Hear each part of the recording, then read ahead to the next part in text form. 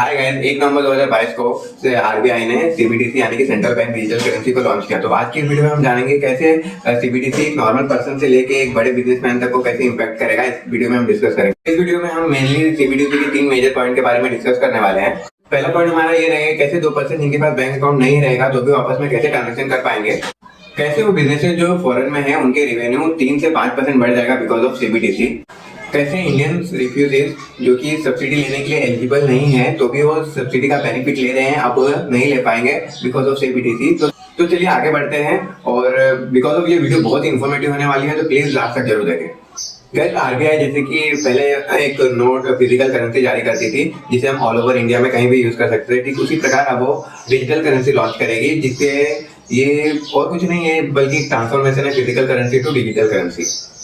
तो आपके दिमाग में क्वेश्चन जरूर आएगा कि बेसिकली हम ऑलरेडी यूपीआई का यूज करके डिजिटल पेमेंट कर रहे हैं तो सीबीडीसी की जरूरत क्या है, हम तो यूपीआई से ऑलरेडी खुश है और वो काफी अच्छा काम कर रहा है। तो इसकी रीजन क्या है सीबीडीसी लाने का? तो बेसिकली इसका मेन रीजन ये है कि फॉर एग्जाम्पल हम इसे एग्जाम्पल से समझ सकते हैं। फॉर एग्जाम्पल आप आईसीआईसी के कस्टमर है, अकाउंट होल्डर है, और जो पर्सन है शॉपकीपर है और एचडीएफसी का अकाउंट होल्डर है। तो आपने 100 रुपीज अपने बैंक से एचडीएफसी के बैंक में ट्रांसफर किए तो आपको मैसेज आया कि आपके अकाउंट से 100 रुपीज डेबिट हो गए और कस्टमर जो कि शॉपकीपर था उसके अकाउंट में मैसेज आया कि 100 रुपीज क्रेडिट हो गए। तो आप दोनों हैप्पी हो जाते हो कि हाँ मेरा पैसा चलेगा, और शॉपकीपर हैप्पी हो जाता है कि मुझे पैसा आ गया। तो दैट्स इट। तो ये हमारे एंड से तो हमें मैसेज तो आया था कि हाँ हमने पैसा ट्रांसफर कर दिया और उससे मैसेज आएगा पैसा रिसीव कर लिया, बस एक्चुअली में ये ग्राउंड लेवल पे एग्जिस्ट नहीं करता है। ये ट्रांजैक्शन बेसिकली प्रॉपर तरीके से बैंक द्वारा डन 1 या 2 वर्किंग डे में, अदरवाइज वीकेंड में होता है। देखिए फॉर एग्जाम्पल एक आईसीआईसी बैंक है और दूसरा एचडीएफसी बैंक है। तो आईसीआईसी बैंक के जो कस्टमर है उन्होंने टोटल 1 करोड़ एचडीएफसी के बैंक में सेंड किया, और जो एचडीएफसी के कस्टमर है उन्होंने 80 लाख रुपीज आईसीआईसी बैंक को ट्रांसफर किया।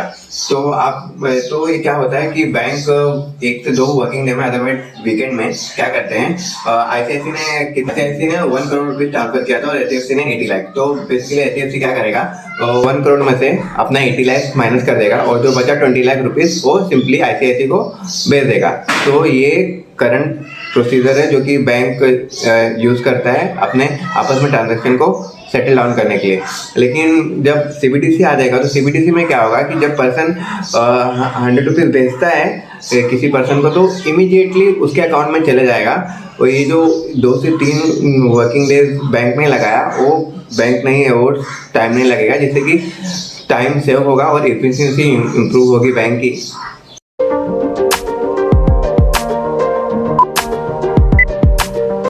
ये तो हमने बात करी basic information of CBDC central bank digital currency के बारे में। अब डिस्कस करेंगे कैसे बिना बैंक अकाउंट के हम फंड एक दूसरे को ट्रांसफर कर सकते हैं। बेसिकली देखो हम जानते हैं कि हर पर्सन के पास किसी बैंक का एक पर्सनल बैंक अकाउंट नंबर रहता है और बैंक उसी बैंक अकाउंट के बेसिस पे पर्सन का सारा ट्रांजेक्शन डेबिट क्रेडिट मेंटेन करते हैं। ठीक उसी प्रकार सीबीडीसी में क्या होगा, बैंक अकाउंट ना हो के हमारे पास आधार नंबर रहेगा, और अगर पर्सन के पास मोबाइल फोन है और उसका आधार नंबर है, साथ ही साथ इंटरनेट का कनेक्शन है, तो इजीली एक आधार नंबर से दूसरे आधार नंबर पे अपना पैसा ट्रांसफर कर पाएगा with the help of CBDC.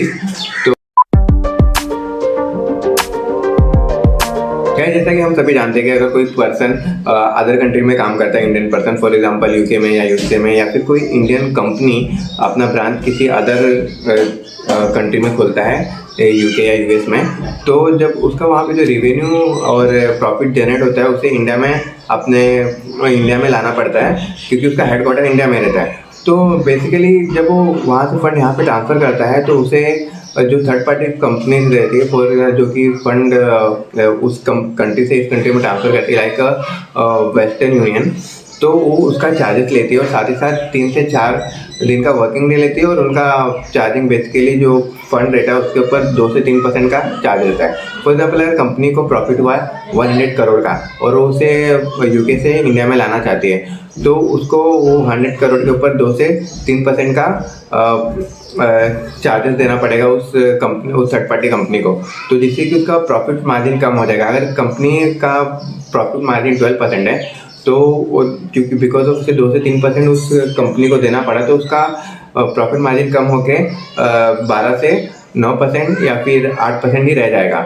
तो because of CBDC person easily अपना फंड जो कि फॉरेन में है यहाँ पे ट्रांसफ़र कर सकता है, जिससे उसे कम समय रुकना भी पड़ेगा और साथ ही साथ उसके जो मार्जिन भी बढ़ जाएंगे और उसे इतना चार्जेस नहीं देना पड़ेगा। अब बात करेंगे कि जो रिफ्यूजीज अब किसी भी सब्सिडी के लिए एलिजिबल ना होते हुए भी, या फिर कहें कि उन्हें सब्सिडी की ज़रूरत ना होते हुए भी वो उस सब्सिडी का बेनिफिट उठाते थे, अब वो नहीं ले पाएंगे।